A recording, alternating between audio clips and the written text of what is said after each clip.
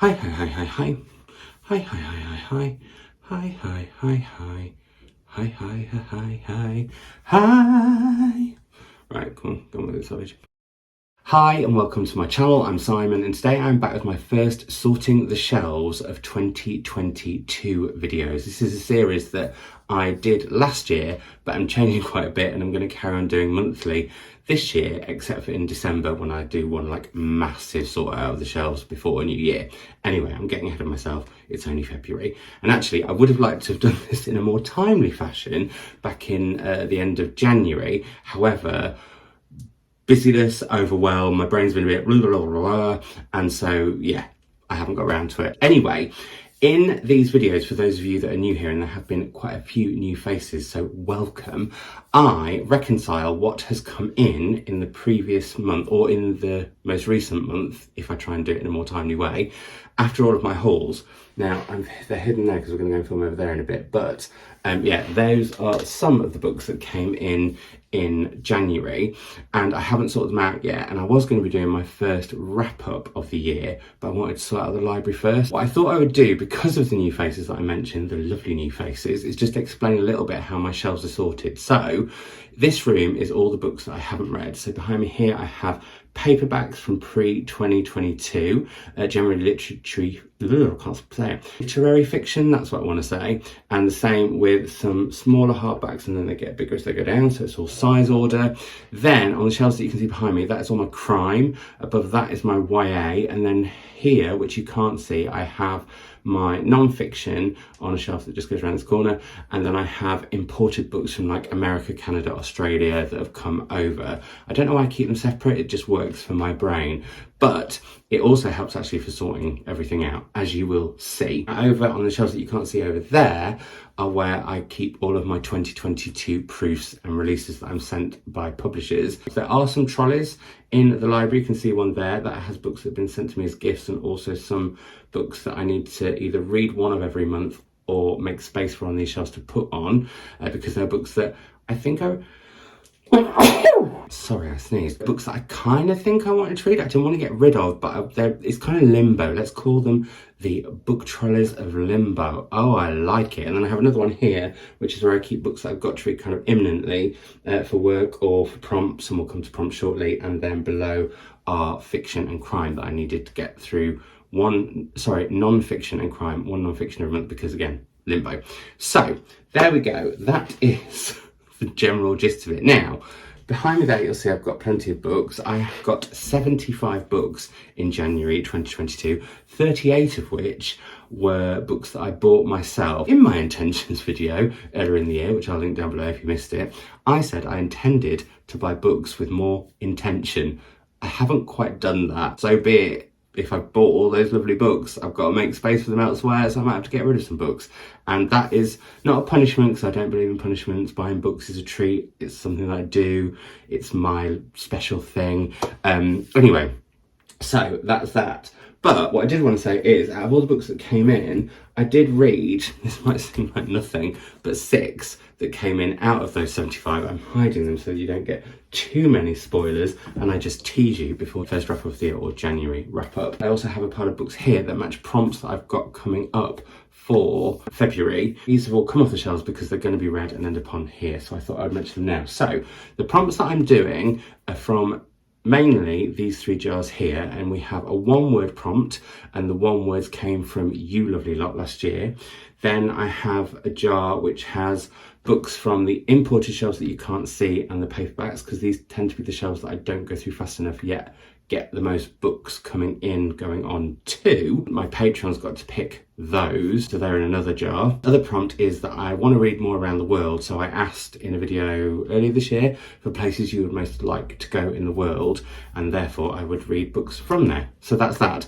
I'm also, with my mother, doing a prompt for each other every month too, and I'm also doing Kayla over at Books and Lala's monthly promptathon or whatever it's called. I've forgotten the title. And if I didn't do a prompt in January or failed a prompt, I have to pick an extra prompt out of the prompt jar. Did that all make sense? The one word prompt for February was creepy, which is quite interesting because in March, my mum's prompt that she gave me was a book with a creepy title. So you all kind of see that I like a creepy book. And what happens with the creepy title is I pick 4 books, pop those on my Patreon, and my patrons get to vote, and the one with the most votes is the book that I read. This month it's going to be Mexican Gothic by Silvia Marina Garcia, who I've wanted to read for ages. And yeah, I'm really looking forward to this. I haven't got to it yet, so that is going on my trolley. From the book titles jar from my imports and my paperbacks, I got Cantorus, and that, oh sorry, Creepy was suggested by Sue H. Cantorus was picked by Jenny King. I'm looking forward to getting to this one. I've been wanting to read this for ages. It's an imported book. It's even got all the deckled edges, which I really like. Some people really don't, but I think they're lush. Because I didn't read Behind the Scenes at the Museum by Kate Atkinson last month, which was my book title prompt then, I had to pick an extra one, and I got Judy Wone's Vote of the Party by Elizabeth Day, so I shall be reading that one very soon. I'm looking forward to all of these, so it's all nice choices. And then of the prompts that I have picked books for, the last one is for Kayla's, which is a book with a pronoun in the title, and I've got Girl A by Abigail Dean, which is one of the Women's Prize Future Writers picks, but also me and Pip will be doing this for Crime Time. We're going to be filming Crime Time hopefully early March. And then a book that's actually for me and Melanie's book club, but could count for the prompt that my mum gave me this month, which is a book featuring a bird or birds. I have Migrations by Charlotte McConaughey, which is about a woman who follows the possible last, what's the word that I want to say? The last migration. It's on the cover, the last migration of the Arctic Tern, and I thought that was perfect, but I'll be reading that anyway for book club. I think book club is happening, we'll see, but I'm going to read it anyway because I've asked all of you to read it, so it'd be nice if I made sure I read it, because we didn't read one last year and that was an accident and dreadful. Now, I didn't read Mum's prompt in January because Mum's prompt was a protagonist with the same, or was it a narrator or main character with the same name as you, and I read Toto Among the Murderers, and that had a character in it called Simon, but it was a minor character. So I have read a book with a main character called Simon this month, but I had to pick another prompt, and I haven't chosen the book for that one yet, but it's a book written before, shave it, why am I hiding it? It's here, it's on glittery pink paper. It's written before 1800, so I've got 2 ideas for that one. And the last one is The Country, and Rachel S picked Germany. I don't know why I didn't just show you the prompts all in one go. So that's all the prompts sorted, so that's why there is space on my shelves. Now let's actually get to sorting the shelves, and if you feel like the prompts and sorting the shelves are too much, let me know once you watch the whole video, either way. One book that I've taken out already, because I mentioned that I have a limbo trolley, but also a trolley with gifts on, is I was gifted this book by, I hope I kept, yes, Helen Nelson. She kindly bought this for me off my Christmas wish list. And some of you have been asking, because I turn 40 next month, if I'm going to do a birthday wish list. I will be, but not until a month before my birthday, and that's going to be the 24th. So just letting you know that. But this is going on the gifted trolley, and then we can go and sit in that cozy seat and start sorting the shelves. Ooh, the exciting bit. Let's head over there. The first books that I always sort are the books that were sent to me by publishers that came out or are coming out, that have just come out or are coming out in the year that I'm filming these videos. So for this year, obviously, it's 2022. Sounded like I was teaching you to suck eggs then. Didn't mean to, but just explaining it for those of you who are here for the first time. I got all of these books from publishers, and I also had to move the chair that I was sat on there because I don't have enough tables in here because I haven't got my new furniture yet because I've moved everything around at the beginning of the year. And then also all of these. So these books go onto my 2020 shelves. Now, in a change to the system from last year, well, I'm up in the air about this, so can you let me know in the comments down below what you think I should do? I'm thinking I only bought 3 books that have just come out so far in 2022. Am I allowed to put them with the books out in 2022 from publishers? Or the other thought I was thinking about doing is, because I do have some coffee tables that are on the side of the room while I sort the furniture out, I can make a little pile of these, and I have to try and read a couple of them in the next month, because again, it's about monitoring and managing the books as they come in. Monitoring and managing makes it sound really unfun, and it is always meant to be fun, and the moment this doesn't feel like fun, I'll stop doing it. But I like to think it's quite fun, and I think it's quite fun to watch. Hopefully, maybe. Let me know that in the comments down below. Although if you hate it, don't tell me in a mean way. Just be constructively critical. Let me know what I should do with these three. So for now, I'm just going to pop them on the table just there. And then we'll get to the main crux, which is all the books that I've bought myself that I obviously didn't read in January, so need to go onto the shelves in some way.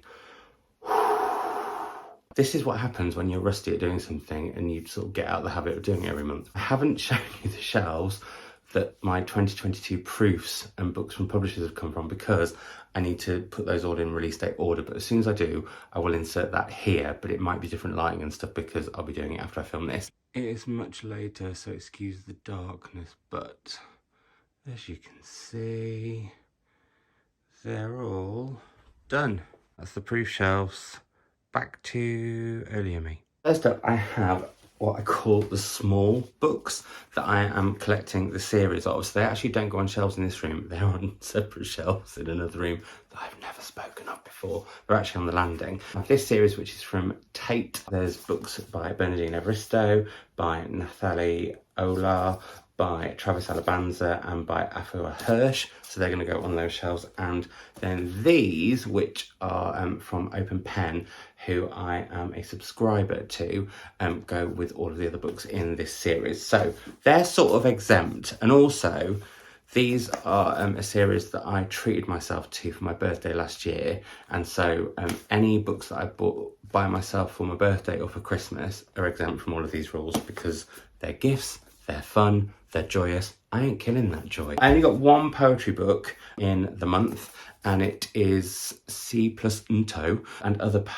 poems by Joelle Taylor. Now, I know that I don't have any more space on my poetry shelves, and what I'm doing, which is a change to last year, where I would take like up to 4 or 5, try a chapter of them, decide which ones I'd keep, which ones I wouldn't, and have to read them within 3 months. I am telling myself I have to read any books that come off the shelves within a month, or they have to go. It's tougher, it's stricter, and I know I said this was all about fun, but it's because I've got to learn about spending like a naughty sausage. I'm definitely adding this to my TBR for this month, because I really, really, really want to read this collection. I think it sounds fantastic, and yeah, it's one that I've been excited to get to, so it's hardly going to be a punishment to make sure I spend some time reading these. I will show you the poetry shelf now though, just so that you can see it and see how full it is. There you go.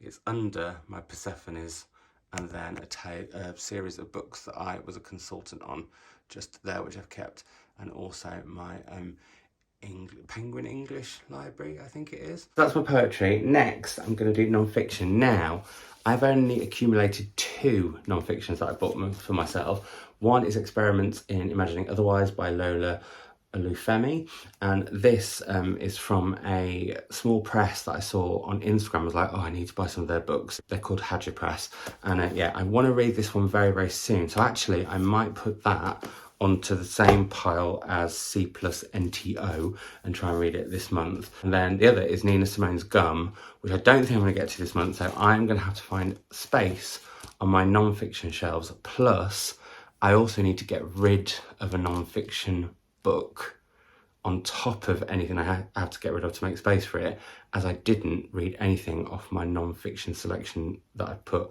on one of the book trolleys of Limbo. So that's where I was filming from earlier, where my desk used to be, and now it's gone. And here are my non-fiction shelves, which are under my import shelves and next to my YA and crime shelves, but we'll come back to crime shortly. So I need to take one of these and make space for Nina Simone's Gum. I also need to take one book off this trolley of Limbo, because I didn't read any of these books last month.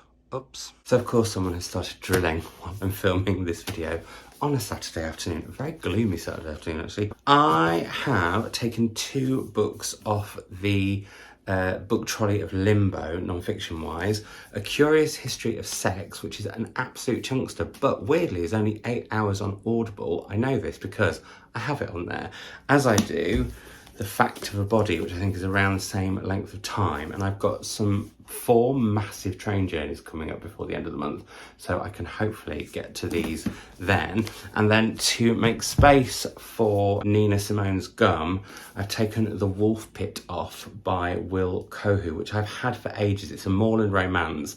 It's all about the north of England, it's all about nature, all the things that I love. I don't know why I've got around to it, and now is the time. I don't have an audio, and that might mean that I don't get to it, but it's been on my shelves for ages. When did this even come out? Because I think I got it then. Back in 2012, so I've had it on my shelves for 10 years. So yeah, that's one that I'm adding to the TBR. So the TBR is suddenly getting quite big for only a certain amount of weeks left. What, 2? Well done me. I will show you the full non-fiction shelves when I pop my crime novel onto the crime shelves next to them. Now, I think I have space because I have read a couple of crimes. I got Cherie Lapina's latest thriller. I need to add it onto my crime shelves. So let's go and do that now, and also see the non-fiction shelves while we're there. So there are non-fiction shelves looking all lovely. There's Nina Simone's gum. Sorry, the floorboards are a bit creaky. And as I thought, there is space on the crime shelves. Let's pop this on there. Ta-da! So next up is my import shelves, which sit above non-fiction, and I don't have any YA, so I'm not going to put anything on the YA shelves. And I have 9 non-fiction. I have 9 imported books, but 5 of them were Christmas presents to me from Australia, so they're going onto this trolley of gifts, because as I mentioned before, if I buy something for myself for my birthday or Christmas, it's exempt because that's a treat, just for treat's sake. But it does mean that I have to pop these 4, which I got throughout the month, onto the import shelves. I have some space. I don't know if I've got enough space, but we'll see, won't we? Here are the imported shelves, and there's some space in that corner, and I think a bit of space on those shelves, and indeed 1 space on that shelf. So this is looking possible. Blimey. Sorted, and amazingly, there is still some space. Not enough space for all the books that I want to buy when I'm in New York, but some space nonetheless. So next up, it is the hardbacks and the sort of mid-sized hardbacks and oversized paperbacks that I'm going to do. These make up the bottom 3 of these shelves. I'll sort of show you around there. There you go. Ooh, look at those lovely tulips in my cacti. And a secret pile of books for a reading vlog I'm planning. Don't look, move away. And actually, speaking of reading vlogs, I nearly didn't shelve Parakeet, which is one of the books that I put on the import shelves, because I am going to be reading that, oh, I've gone wonky, for a reading vlog, possibly at the end of this month, beginning of next month. And I think if I've got a reading vlog that I'm planning for the next month, I'm allowed to take the books off shelves, because I'm normally going to be filming at the end of a month, or maybe at the very beginning. We'll see. I'm waffling. So, have I got a space for these? The answer is, amazingly, yes. So I can pop that one straight there, because I've got some space there, and I can even move some along. Honestly, to have space is quite the thing. And I can move some along to pop this one on, which I'll do in just 1 second. But I can also instantly put this down there with the hardback ones. So that was quite easy. The only thing is, I haven't read anything off the Limbo selection here. So have I got space to put them there? Or is it going to have to be a case of adding that to my TBR to read by the end of this month? I do have space, and I'm going to put Opal and Nev, or sorry, the final revival of Opal and Nev onto those shelves. This is one that I've been keeping aside. I wasn't sure, I don't like books about music generally, but I've kept it aside because I feel like it could be up for the Women's Prize. And actually, I think what I'll do next Thursday is my Women's Prize predictions video. So, it's a video actually I've had quite a few messages about recently. People saying, oh, you're going to do that? When are you going to do it? We're really looking forward to it. So it is coming. This fits on the shelves down. Don't know if you can see, there's a little gap down there. So that's where that is going to go. This is honestly, I feel quite pleased with this already, but then I'm in danger of being smug in the first one and it absolutely pulling the rug from under me at some point in the next month or the one after. Well, I'll be doing it again this month. I don't know. Do I do this at the end of the month or the beginning of the next month? Probably the beginning of the following month. So I should have just done this a week ago. Anyway, I'm waffling again. Goodbye. So now the bit that I always leave to last, because it is the hardest for me to do, and that is my paperback literary fiction whatever year we're into this year, 2022. But I have to get these onto the shelves up here, and I don't have that much space, I don't think, so I do need to move some along, so I could surprise myself. I will show you the shelves before and then afterwards, and we can catch up whether I've had to take some off or what's had to happen. There's me. Hi. And actually behind me now, oh, you can see there, that's my import shelves and leads into Nonfiction. So there we go. Anyway, and there's the fireplace and where I'm sat, and don't judge me for that being a Christmas cushion that's still out. Brings me joy. Right, so these shelves, I've only got that much space, so I don't know if this is going to be doable, although I think I might have some spaces in and out along the way. So let's see how we get on. There we go. Tiny, tiny, tiny, tiny bit of space for a couple of books left, but still space. And I did take one book off. And the book that I took off was 100 Shadows by Huang Jun. And this is the second, I don't know if you can see the two there, in the Tilted Access Press books. And I'm reading these in order, and I haven't read one in February. I did read one in January.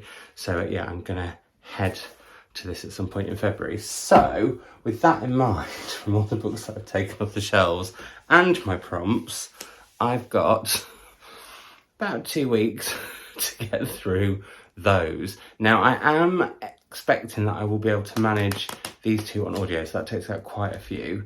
The others, time will tell, I guess. And here we are back at the very beginning, and look, the table's all empty, and isn't it lovely? An all cozy reading corner, although there are a sneaky few there because my gifts didn't quite fit on there. 2 questions that I had for you. If you think it's okay for me to put these onto my 2022 shelves because they're books that I bought in 2022, published in 2022, I'd like the answer to that. Or whether I should put them on the coffee table and like have them as a reminder that I need to get through a couple of them and then have to put them on the shelves in the future, or is that too many rules and has it blown your mind? Speaking of which, if this is too much for you personally, or if you're feeling like, oh Simon, you're really stressing out, I genuinely am not, and this is fun for me. It's my kind of fun. It is genuinely my kind of fun, and it is serving a purpose of getting things. I know it's a lot of rules and it's a lot of shelves, but I live with these shelves all the time, so they're fine. And if it's not the same thing,